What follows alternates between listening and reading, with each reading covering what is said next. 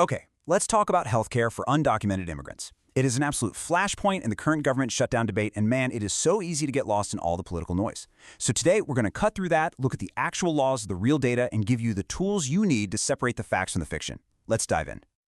So how did we even get to this point of total gridlock? Well, it really all boils down to two completely opposite claims from political leaders. Let's break down what each side is actually saying. On one side of the aisle, you have the Republican argument, which is summed up pretty clearly here by House Speaker Mike Johnson. The claim is simple and it's powerful. Democrats are trying to create a system of taxpayer-funded, free health care for undocumented immigrants.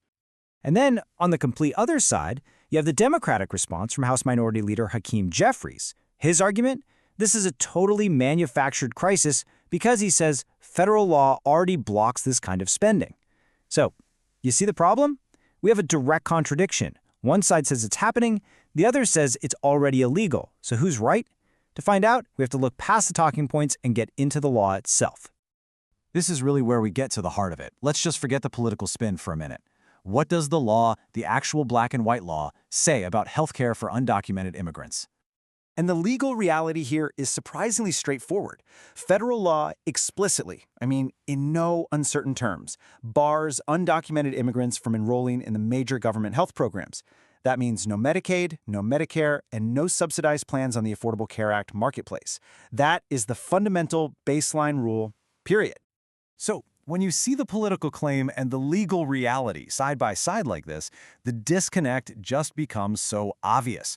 The whole idea of a push for free healthcare, well, it runs smack into a wall of existing federal prohibitions. But if that's the case, where is all this political smoke coming from? Well, it turns out there's a loophole, and it's a pretty big one. Right. The confusion, and honestly the political oxygen for this entire debate, comes from one major exception to that rule: emergency medical care. This is the one place where federal funds can and do get involved, but probably not in the way you're thinking. This all goes back to a 1986 law called EMTLA, and here's a fascinating piece of history for you. It was signed into law by President Ronald Reagan.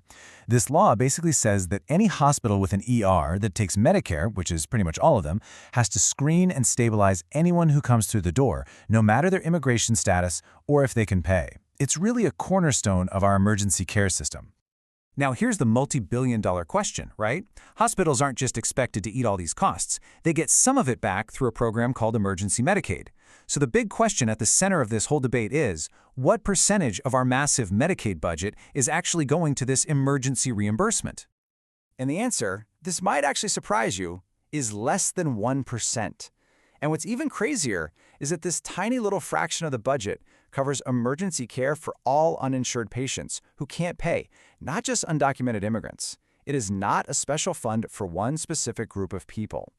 And it's so important to understand just how limited this coverage is.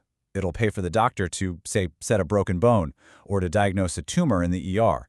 But what it does not cover is the follow-up care that actually makes all the difference. No ongoing chemotherapy for the cancer, no physical therapy for the broken bone. This is not, by any stretch of the imagination, a comprehensive health insurance plan. So let's move away from the world of policy and numbers for a minute. How does this super complex system of laws and exceptions and political fighting actually impact the lives of real people and the clinics that serve them?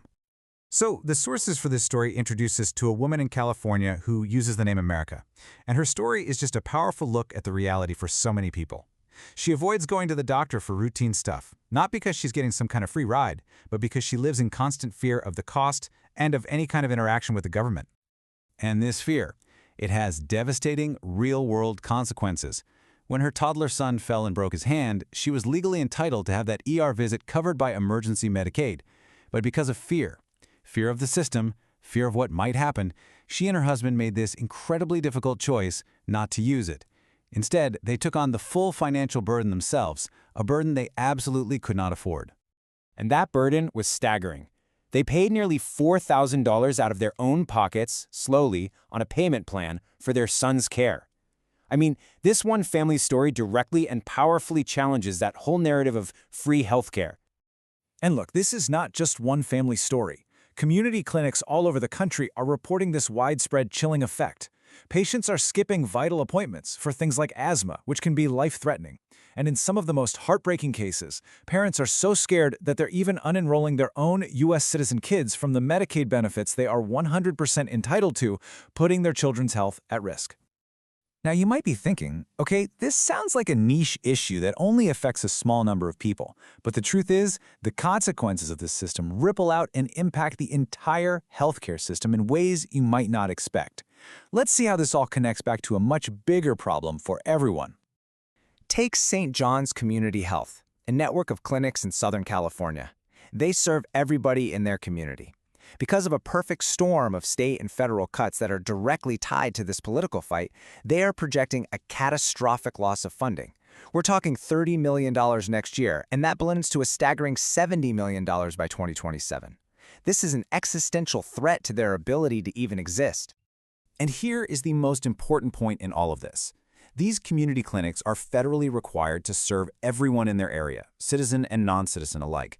They are often the main, sometimes the only source of primary care for thousands of U.S. citizens. So when these clinics get destabilized, it's not just one group that loses access to care. It's the entire community. It's your neighbors, your friends, maybe even you. And this is not a partisan issue at the state level either. The financial strain of all this uncompensated emergency care is hitting state budgets hard, and it doesn't care if a state is red or blue. This is happening in deep blue California, but it's also happening in deep red Texas and Florida. They are all staring down the same tough fiscal reality, and they are all struggling to figure out a solution. So we end up where we started, but with a much clearer and, a much more complicated picture. We've seen that the reality of the situation is just a world away from the political soundbites. It's a system that's defined not by generosity, but by legal prohibitions, a really limited emergency exception, and a pervasive, damaging culture of fear. Which leaves us with a final and I think crucial question to think about. In a debate this heated and this important, how do we get better at separating the complicated facts of policy from the powerful and often misleading fears of politics? That's a question we all need to be asking.